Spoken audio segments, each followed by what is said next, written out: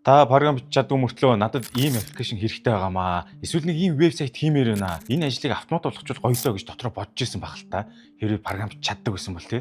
1-2 жилийн өмнө ийм санаатайсан бол та програмист хайж яваад за тэр үнтэйгээ тохиролцоод гэрээ хийгээд мөнгө төлөөд баггүй хугацааны дараа хүлээж жагаад нэг юм вебсайт юм уу энэ аппликейшн авдаг гэсэн баг. Одоо харин огт код бичиж мэдгүй байсан ч гэсэн зөвхөн үгээр тайлбарлаад програм хийх боломжтой болсон. Үүнийг л vibe coding гэж нэрлэдэг байгаа байхгүй юу?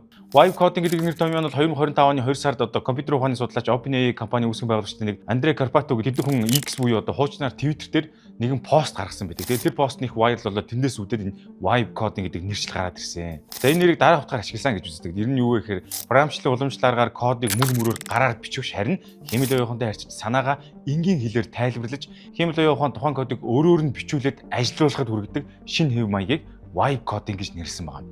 За тэгэхээр түрүү дээр дүрцсэн энэ нэршил энэ үгийг гаргаж ирсэн хүн бол ингэж хэлсэн байгаа юм л та. Тэгэхээр шинэ төрлийн код бичих арга бол одоо тухайн үеийн мэдрэмжээрээ өөрийнхөө одоо vibe-аараа ингэж хийлгэнэ гэсэн утгыг гаргаад байгаа. Тэгээ ингэж нэрлсэн зүгээр нэг жижиг нэр томьёо биш л дээ. Чухам яг тогтсон нэр томьёо болчиход байгаа. Хаасайгүй л таах юм бол vibe coding гэсэн нэршил айгүй их явж байгаа. Бүр сүүлдээ одоо тойл өвчгт энэ үг гэллэг орсон бэлээ. Google гэдэг үгийг тайлбарж оруулсантай адилханаар. За тэгэхээр одоо яг vibe coding гэж юу вэ гэдгийг бас дэлгэрүүлж тайлбарлаж бодлоо л доо. Энгийнээр хэлэх юм бол vibe coding гэдэг нь бол кодыг гараараа бичих биш. Яг хиймээр байгаа тэр аппликейшн вебсайтаа энгийн үгээр AI тайлбарлаад ойлгуулж гэнэ гэсэн үг.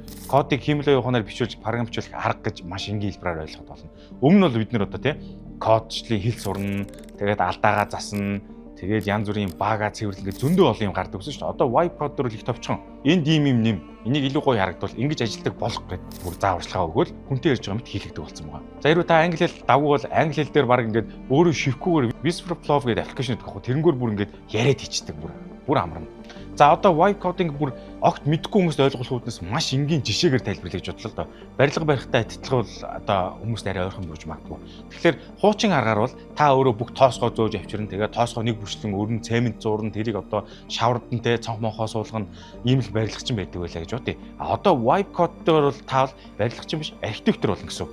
Та ингэж хэлнэ. Нар сайн тусдаг, ороход дулаахан мэдрэмж төрдөг өөрөө хэрэгтэй. Гэтэл хэмэл оюухан тэр мэдрэмжийг нь ойлгоод бүх ажлыг нь өөрөө хийнэ гэсэн үг. За одоо бүгдээрээ нэг жишээ авъя л да. Цаг ингэж хэмждэг таймер байдаг шүү дээ. Тийм вебсайтыг та огт мэдэхгүй. Гэхдээ Pomodoro таймер буюу одоо нэг тэдэн минут яваад амарна гэсэн аппликейшн одоо веб based хийе гэж бодъё л доо.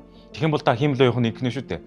25 минут ажиллаад 5 минут амардаг энгийн таймер вебсайт хийж өгөө гэж хэлж байна. Тэгэхээр энэ бол хамгийн анхны үндсэн команд нэ. Энийг хэмэл оюухан ойлгож байгаа. За одоо харин жинхэнэ vibe оруулъя тий. Тэгэхээр ингэнэ.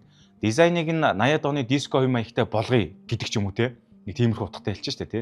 За тэгээд дээр нь цаг дуусахад дэлгэсэн дээр анивчдаг хөгжөлтэй дуу гардаг бай. Гэмтэр ингэ хэлж чинь. Та тэгээд энийг хэлэхдээ нэг ч кодын үг хэллэг ашиглаагүй. Гэхдээ хэмэл оюухан таны мэдрэмжийг одоо ашиглаад код болгоод гаргаад ирнэ гэсэн. За ингээд та түрхэн зураг хаснараа танд нэгэн сайтыг танилцуулъя. Энэ бол Задлан цэгийн сайт байна. За энэ сайт нь ямар учиртай вэ гэхээр ийм 4 төрлийн хичээл байгаа. За эхний хичээл нь YouTube Secrets House буюу та YouTube-оор YouTube-ийн тухай бүхнийг мэдмээр ивэл маш дэлгэрэнгүй бүрэн цогц 13 бүлгээс бүрдсэн 50 гаруй хичээл байгаа. Үнэхээр сонирхолтой. За дараагийн 2 дахь хичээл бол камерын өмнө өөрийгөө харуулах хичээл байгаа. Мэдээж та YouTube хийж байгаа бол камерын өмнө чөлөөтэй ярьж сурах хэрэгтэй шүү дээ. Тэгэхээр энэ 4 бүлэг хичээл дээр бол бүх арга техник дасгал гээд маш хэрэгтэй зүйлийг багтаасан бөгөөд та бол шууд өөрийгөө нээж бусдын өмнө итгэлтэй ярьдаг болно. За удаа хичээл нь бол thumbnail master class байгаа маа. Мэдээж яг та видео хийлээ гэж бодоход хүнд үзүүлэхэд бол thumbnail буюу түлхүүр зураг маш сайн хийж сурах хэрэгтэй байгаа. Үүнд мэргэжлийн програм гэхүүр маш энгийнээр дизайны үндсэн элементүүдийг ойлгоод хэрхэн сайн thumbnail хийхийг заасан байгаа. Thumbnail сайн байж л хүмүүс таны видеог үзэн шүү дээ. За дараагийн хичээл нь эвлүүлгийн урлаг байгаа. Энэ нэг бүлэг эвлүүлгийн хичээл дээр бол Adobe Premiere Pro програм дээр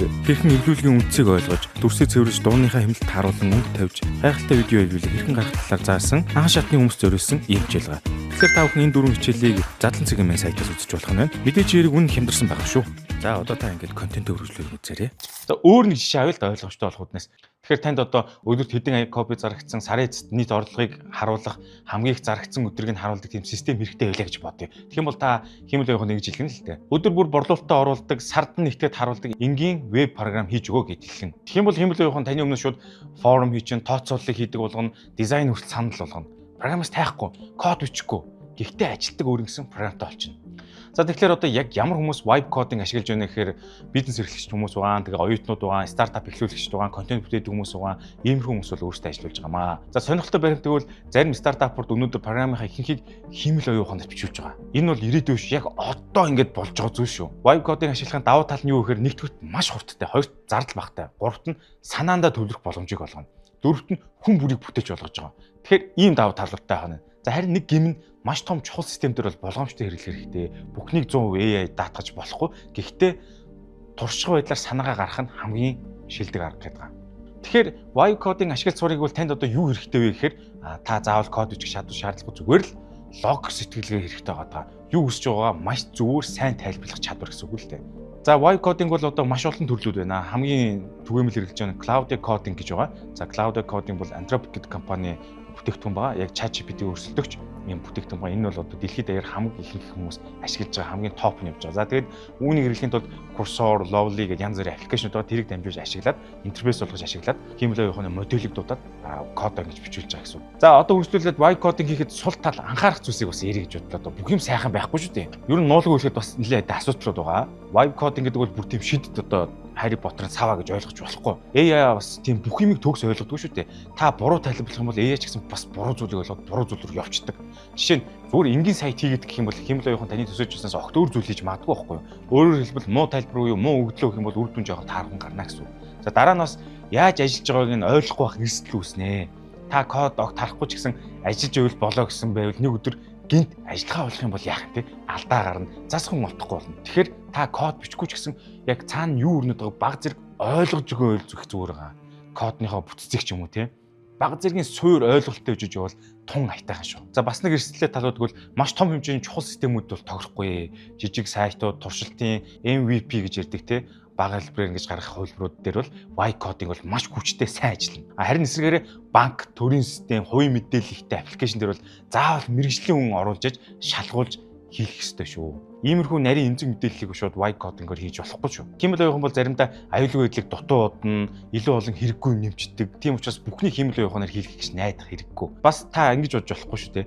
Би юм бодмооргүй нэ код бодоогүй химэл явах өөрөө бүгдийг болохыг хийчихнэ гэж хандах юм бол таны ур чадвар жоохон хөгжихгүй шүү. Тийм учраас vibe coding гол санаа бол химэл явах таны ажилтнаа та бол дарга гэсэн байдлаар одоо харьцуулагдж байгаа. Дарган сайн бодохгүй бол ажилт нь ажиллаа сайн хийхгүй шүү дээ. Та тэгэл ойлгочих. Тиймээс энэ химлээ явахынтай энэ хөшүүргүүдийг зөв ашиглах нь маш чухал байгаамаа. Vibe coding бол гоцоохон юмаа эхлүүлэхдээ санаагаа шалгахад хурдан туршихад ашиглаарай. Харин тийм чухал том удаан ашиглах систем дээр бол заавал мэрэгжлийн программистуудтай ажиллавал их зүгээр байгаа юм шүү. За тэгэхээр vibe coding гэдэг нь бол програм шиг хэлбэрчилж байгаа. Мэдээж хэрэг хүмүүст боломжийг нээж өгч байгаа. Гэхдээ бодох шаардлагыг арилгаагүй шинэ арга юм. Заавал бодно гэсэн. Та тэгэхээр санаагаа тодорхойлж чадвал химлээ явах маш хүчтэйгээр таныг тослох болж үссэн зүйлийг чинь гаргаж өгч чадна. Гэхдээ бүгнийг татвал асуудал үүснэ гэдгийг заавал санаарай. Тэгэхээр vibe coding бол одоо залхуурал биш. Энэ бол ухаалгаар удирдах чадвар гэдгийг хэлээд байгаа. За ингээд дараагийн видеон дээр би нэгэн сонирхолтой зүйлийг ярина. Тэр болохоор энэ cloud coding буюу дэлхийд дээр энэ код бичих чиглэлээр тэргүүлж байгаа энэ компаниг үүсгэн байгуулсан захирлын хэлсэн яриаг та бүхэнд тайлбарлаж хэлье. Саяхан одоо дэлхийн эдийн засгийн шуулган дээр яриа өгсөн байлээ. 12 сарын дараа программист байхгүй болно гэж аюултай байсан.